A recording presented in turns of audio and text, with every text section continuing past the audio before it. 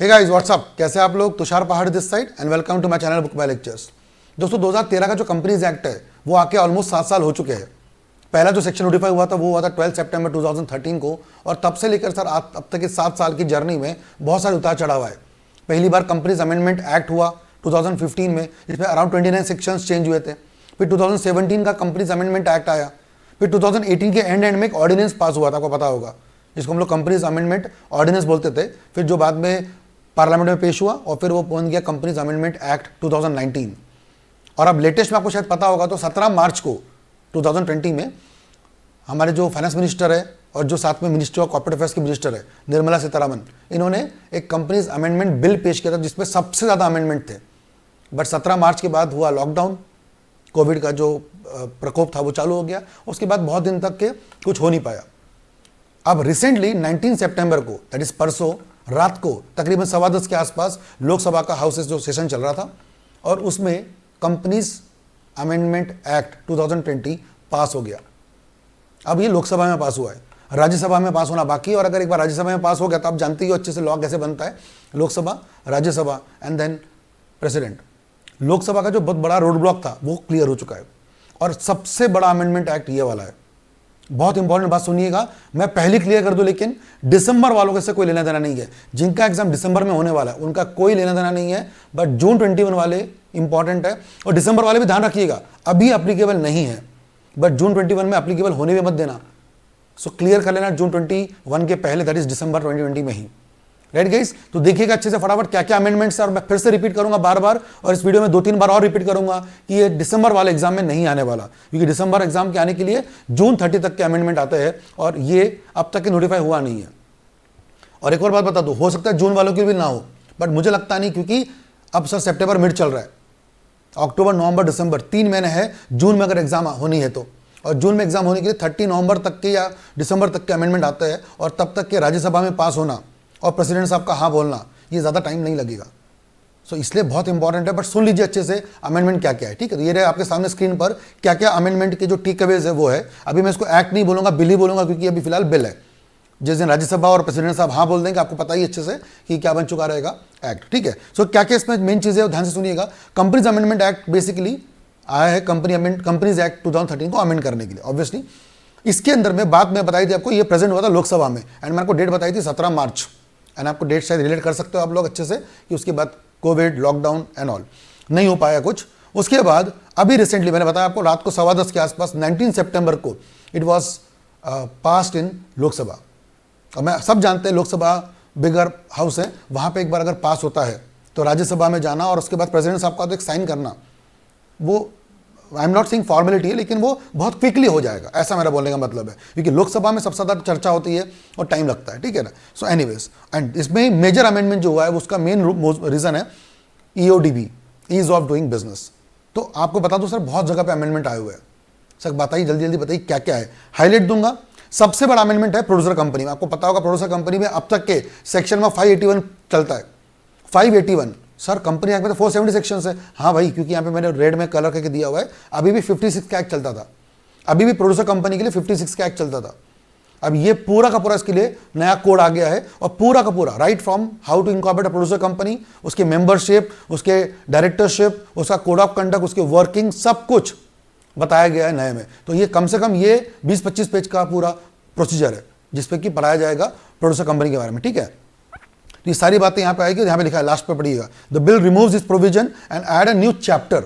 एक पूरा चैप्टर ही ऐड हो जाएगा। तो आपके नॉर्मली आपको पता होंगे कि कितने शेड्यूल्स है, 7 शेड्यूल्स है और 29 चैप्टर्स है आपके कंपनीज एक्ट में। तो अब एक चैप्टर ऐड होगा आपके इसमें, तो ये अभी आ जाएगा बहुत जल्द, ठीक है ना।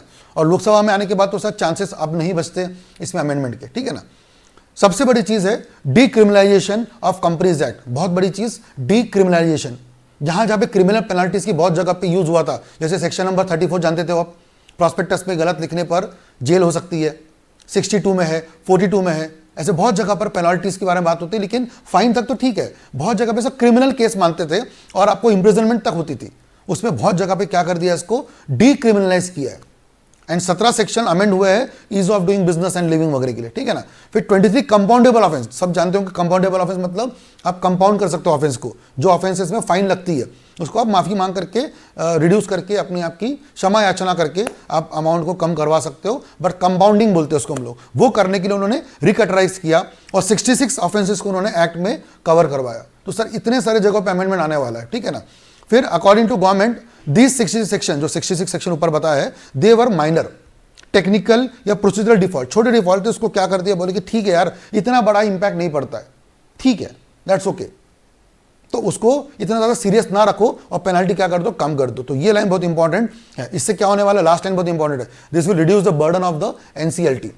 एनसीएलटी में मैटर जाने की जरूरत नहीं पड़ेगी, क्योंकि सर एनसीएलटी में जाता कब था, जब नॉन कंप्लायंस हुआ है, फिर कोई गड़बड़ हो गई, फिर मैटर चला गया एनसीएलटी, फिर एनसीएलटी, फिर सुप्रीम कोर्ट, बट सर अब उन्होंने सिस्टमैटिक कर दिया इसको, ठीक है। तो यहीं पे तकरीबन आप समझ लो बहुत सारे सेक्शंस का इन्वॉल्वमेंट है, ठीक है। इसके अलावा अगर मैं बात करूं तो 35 serious offences called as non compoundable, जिसमें कि फ्रॉड, इंजुरी, इसको इन्होंने मतलब क्या बोलते हैं कैटेगराइज किया है। बहुत जगह पे चेंजेस हुए, तकरीबन 100 के ऊपर जगह पे आप देख सकते हो, और मैं आपको दिखाऊंगा ना एक्ट 57 पेजेस का अमेंडमेंट बिल है। अब डरना नहीं है, आखिरी तक सुनना है, आखिरी में मेरा वर्डिक्ट रहेगा, बता दूंगा अच्छे से, ठीक है ना। सीएसआर में चेंजेस आ गए हैं, ठीक है। सीएसआर में कुछ पॉइंट्स आपको पता थे कि कितना % स्पेंड करना होता है, कितने एवरेज ईयर का कैलकुलेशन होता है, वो सब है। सीएसआर कमेटी वाली की बात होती थी, तो कमेटी वगैरह बनाने के बारे में समझाया गया है, पूरा पढ़ाया जाएगा अभी नहीं, ठीक है ना। तो ये सब है। एंड एक लिस्ट दे देता हूं, जैसे कि direct listing in foreign jurisdiction, एक कंपनी अगर अब्रॉड जाके अगर लिस्ट होती है तो वहां के लॉ पढ़ने पड़ते हैं। पहले कैसा था, यहाँ के भी लॉ पढ़ने पड़ते थे, वहां के भी पढ़ने पड़ते थे, तो बहुत इन्होंने स्ट्रीमलाइन कर दिया कि वहां देखो, if you are going to list in New York, तो आप न्यूयॉर्क स्टॉक एक्सचेंज से बात करो, हमसे बात बाद में करना, पहले वहां से बात कर लो। तो यहाँ पे बहुत ज़्यादा रिलैक्सेशन दिया जा रहा है, ठीक है ना। फिर एक्सक्लूजन फॉर लिस्टेड कंपनी की डिफिनेशन में चेंजेस आ रहे हैं। Remuneration of non executive director, जो डायरेक्टर कंपनी के एग्जीक्यूटिव नहीं होते, मतलब डे टू डे वर्किंग में काम नहीं करते, उनको रेम्यूनरेशन नॉर्मली मिलता नहीं था, तो उनके बारे में अमेंडमेंट चीज़ों में आ रहा है, ठीक है। इससे वर्किंग में ज़्यादा फायदा होगा इन लोगों का, ठीक है ना। फिर beneficial share holding section number 89, SBO सुना होगा आपने, सिग्निफिकेंट बेनिफिशियल ओनर, उसमें अमेंडमेंट्स है, ठीक है। Exemption from filing resolutions section 117, आप एमजेटी 14 भरते थे, सर एमजेटी 14 भरते थे सेक्शन नंबर 117 में, तो वो इसमें कवर हो रहा है, ठीक है। और पीरियोडिक फाइनेंशियल रिजल्ट्स, आपको शायद पता होगा कि Q1 Q2 सुना होगा आपने, Q1 Q2 Q3 Q4, क्या था सर Q1 क्वार्टर 1 के रिजल्ट्स, अप्रैल टू जून का क्वार्टर 1 रिजल्ट जो जुलाई में लिस्ट होता था, पब्लिश होता था। अब सितंबर का खत्म होने वाला है ना, जुलाई अगस्त सितंबर का Q2 के रिजल्ट आएंगे। आप देखना अक्टूबर में पूरे पेपरों में ये सब चलेगा Q2 रिजल्ट्स, बट ये नॉर्मली कौन सी कंपनी के होते थे, लिस्टेड के। इन्होंने सर किसके लिए भी इन्होंने कंपलसरी करवाया है, अनलिस्टेड। बट सर कौन सी कंपनी, क्या कैपिटल रहेंगे, ये सब अभी क्लैरिफाई हम लोग अब नहीं बात करने वाले, बट येस वो सब भी रहने वाले। और NCLT के बेंचेस जो पहले बहुत कम थे, NCLT के बेंचेस बहुत ज़्यादा थे, बहुत ज़्यादा मतलब बहुत भी नहीं थे, बट थे प्रॉपर डिस्टेंसेस पे हर स्टेट में दिए गए थे, पर NCLT के बेंचेस के प्रॉब्लम थी, तो वो भी उन्होंने क्या कर दिया है, इंप्रूव किया है। तो दीज आर सम एग्जांपल्स जो कि चेंज हुआ है। अब सर आपको मैं डराऊंगा नहीं, लेकिन आपको दिखा दूंगा अच्छे से। सर ये आपके सामने में देखिएगा, तो ये है सर कंपनीज अमेंडमेंट बिल 2020 जो कि प्रेजेंट किया गया था पार्लियामेंट में, ठीक है। और आप कभी भी गूगल करेंगे ना, तो मैं आपको बता भी दो अच्छे से, ये तो आपको मिल जाएगा, गूगल करिएगा आप सिर्फ कंपनीज अमेंडमेंट एक्ट 2020, इतना भी करेंगे तो सर आपको बहुत सारे न्यूज़ यहाँ पे मिलने आ जाएगी, तो आप पढ़ लेना। मतलब तुषार सर आप ऐसे हमको कुछ बोल रहे हो, ऐसा नहीं है, देयर आर मल्टीपल थिंग्स जो यहाँ पे आपको देखने मिल जाएंगे कि सर कंपनीज अमेंडमेंट बिल जो है वो लोकसभा में पास हो चुका है, और जो मैंने आपको वर्ड बताया promoting ease of doing business, ये सब चीज़ों में आ रहा है, ठीक है। इसके एक्ट के बारे में आप पढ़ सकते हो, हर जगह आपको 1 डे 2 डे वाला मिल जाएगा, लेटेस्ट न्यूज़ सारी है यहाँ पे, तो आप पढ़िए इसको अच्छे से, डिकोड करिए, अलग अलग लोगों के आर्टिकल्स आएंगे वो भी पढ़िए, ठीक है। और फिर highlights of companies amendment bill पढ़िए, जो ठीक लगता है आप पढ़ सकते हो, ठीक है। All you need to know about companies amendment bill 2020, आपको जो ठीक लगता है पढ़िएगा। मेरा PPT मैं आपके साथ शेयर कर दूंगा, वो आप ले लीजिएगा, ठीक है ना। सो हर तरफ से आपको ये पढ़ने मिलेगा, but end of the day ये आप ध्यान देंगे सर, ये बिल तकरीबन, आई होप आप देख पा रहे होंगे सबसे ऊपर टॉप पे, it is bill of 57 pages, कम से कम ये 57 पेजेस का है। और मैं आपको थोड़ा ढंग से बता दूं 2 मिनट के लिए, राइट फ्रॉम सेक्शन नंबर 1 जो होता है प्रिलिमिनरी, वो छोड़ करके अगर मैं बात करूं डेफिनेशंस की, वहां से शुरू होता है डेफिनेशंस, ठीक है। सेक्शन 8, सेक्शन 16, ठीक है, 23, 26, 48, 56, 59, 64, ऑलमोस्ट हर पास सेक्शन में आप सब कुछ लोग बोलने के आएंगे सर अमेंडमेंट है, यहाँ से ये निकालना है, वहाँ से वो डाल देना है। अमेंडमेंट नहीं होता, बच्चों ध्यान रखना, अमेंडमेंट अगर होगा ना तो यहाँ पर अगर जो इम्पैक्ट पड़ेगा, इसके इम्पैक्ट बहुत जगह पड़ेंगे, इसके इम्पैक्ट बहुत जगह पड़ेंगे। अब अगर CSR में सर अगर इम्पैक्ट पड़ रहा है 135 में, तो क्या 177 178 में फर्क पड़ेगा कि नहीं? जहाँ पे कमेटी बनाई जाती है, नॉमिनेशन कमेटी, ऑडिट कमेटी, क्या वहाँ फर्क पड़ेगा कि नहीं? क्या सर अकाउंटिंग बनाने में फर्क पड़ेगा कि नहीं? क्योंकि अकाउंटिंग में CSR की रिपोर्ट जाती है, अकाउंटिंग में CSR का फंडिंग का रिपोर्ट जाती है, सर वहाँ फर्क पड़ेगा। जस्ट बिकॉज ऑफ CSR में अमेंडमेंट आया है सर वो सेक्शन का दूसरी लाइन पढ़ देंगे? नहीं नहीं, बहुत जगह अमेंडमेंट आता है CSR की वजह से, या रादर देन हर जगह पे। अब पीरियोडिक फाइलिंग ऑफ स्टेटमेंट्स, कौन से वाले? फाइनेंशियल स्टेटमेंट्स, तो कौन से कंपनी के? अनलिस्टेड कंपनी के। बट अगर अनलिस्टेड कंपनी किसी कंपनी के होल्डिंग रही, तो अगर अनलिस्टेड पब्लिक कंपनी किसी और कंपनी की होल्डिंग रही तो वो सब्सिडी कंपनी के भी रिजल्ट मैच होंगे उसमें, यानी इसका इंपैक्ट उस पर भी पड़ेगा। सर क्या बात कर रहे हो यार? हाँ बिल्कुल। तो ऑलमोस्ट कंपनी एक्ट में बहुत जगह पे चेंजेस आएंगे।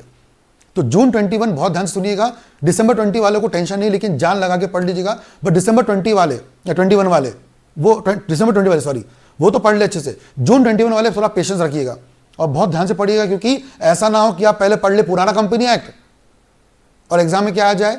नया कंपनी एक्ट, और फिर आप क्या कर लोगे? 1 घंटे का क्या पढ़ लोगे? Amendment sheet. अरे सर यहाँ पे ये था, यहाँ पे ये था, बस देखो कितना आसान है सर।